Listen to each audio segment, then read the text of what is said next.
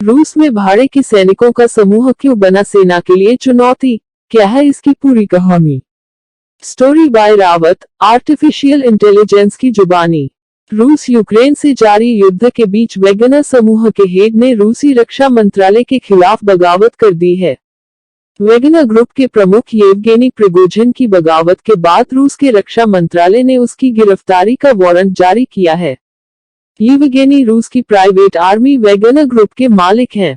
Yevgeny ने रूसी सेना के हेडक्वार्टर रोस्तोव ऑन डाउन पर कब्जे के लिए अपनी आर्मी को भी भेजने की बात कही है। हथियारबंद बगावत के आरोप में येवगेनी को 20 साल की सजा हो सकती है। वैगनर समूह के प्रमुख येवगेनी ने शनिवार को रूसी मिलिट्री नेतृत्व को उखाड़ फेंकने का दावा कर दिया। येवगेनी ने आरोप लगाया रूस की मिलिट्री उनके लोगों पर हमले कर रहा है। येवगेनी के ऐलान के कुछ घंटे पहले ही रूस के रक्षा मंत्रालय ने येवगेनी पर सशस्त्र विद्रोह करने का आरोप लगाया था। बीते कुछ महीनों से येवगेनी लगातार रूस के रक्षा मंत्री सर्गेई शोइगु और यूक्रेन सेना के प्रमुख वालेरी गेरासिमोव पर हमलावर हैं। येवगेनी का आरोप है कि ये दोनों अधिकारी जानबूझकर वैगनर लड़ाकों को कम आपूर्ति कर रहे हैं। इस बीच रूस के रक्षा मंत्रालय ने कहा है कि यूक्रेन में स्वयंसेवक संरचनाओं को जून के अंत तक सरकार के साथ अनुबंध पर हस्ताक्षर करना होगा। रूस सरकार की इस घोषणा में वैगनर समूह का नाम नहीं लिया गया था, लेकिन इस कदम को सरकार द्वारा वैगनर समूह पर अधिक नियंत्रण हासिल करने के प्रयास के रूप में देखा गया। इसके बाद येवगेनी ने बयान जारी कर घोषणा की कि उनकी सेना इस तरह के किसी भी अनुबंध का बहिष्कार करेगी। यूक्रेन युद्ध में इस संगठन की क्या भूमिका रही है। यूक्रेन के बखमुत सिटी पर कब्जे के दौरान वैगनर समूह के लड़ाके बड़े पैमाने पर एक्टिव थे।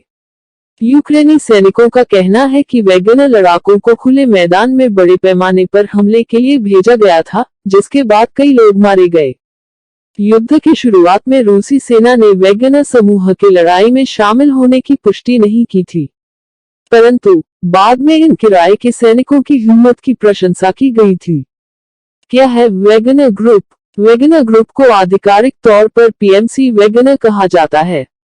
यह ग्रुप 2014 में पहली बार चर्चा में आया। तब यह ग्रुप पूर्वी यूक्रेन में रूस समर्थक अलगाववादियों की हेल्प कर रहा था। उस समय यह एक गुप्त संगठन था।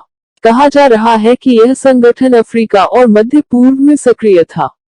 ज्यादातर लीबिया, सीरिया, मोजाम्बिक, माली, सूडान और मध्य अफ्रीका के देशों में इस समूह के गृह युद्ध में शामिल होने के आरोप लगे।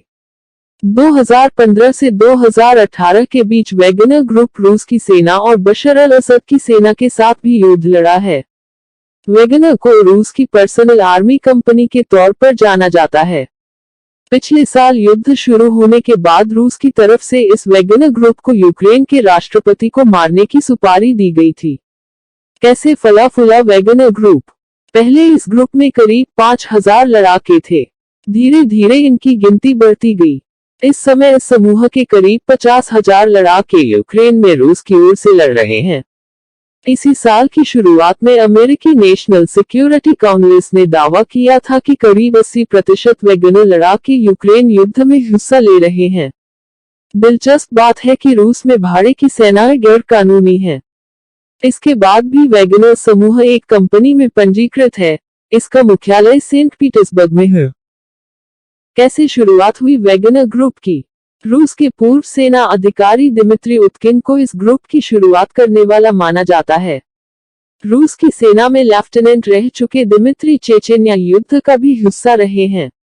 इसके साथ ही रूस की खुफिया एजेंसी GRU में वह काम कर चुके हैं।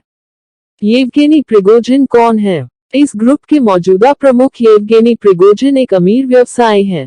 येवगेनी का जन्म साल 1961 में लेनिनग्राड में हुआ था।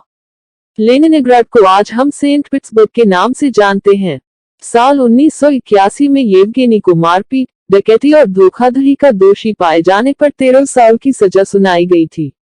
हालांकि सोवियत यूनियन के पतन के बाद येवगेनी को 9 साल की सजा के बाद छोड़ दिया गया। जेल से बाहर आने के बाद येवगेनी ने एक छोटा सा बिजनेस शुरू किया और हॉट डॉग का स्टॉल लगाया।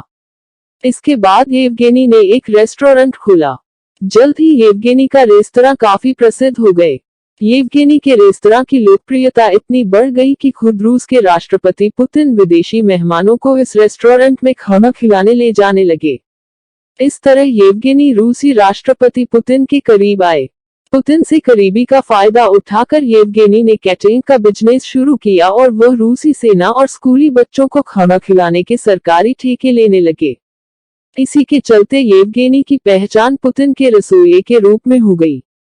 वेगनर ग्रुप पर अब तक मानवाधिकार उल्लंघन और आम लोगों पर अत्याचार के कई आरोप लग चुके हैं।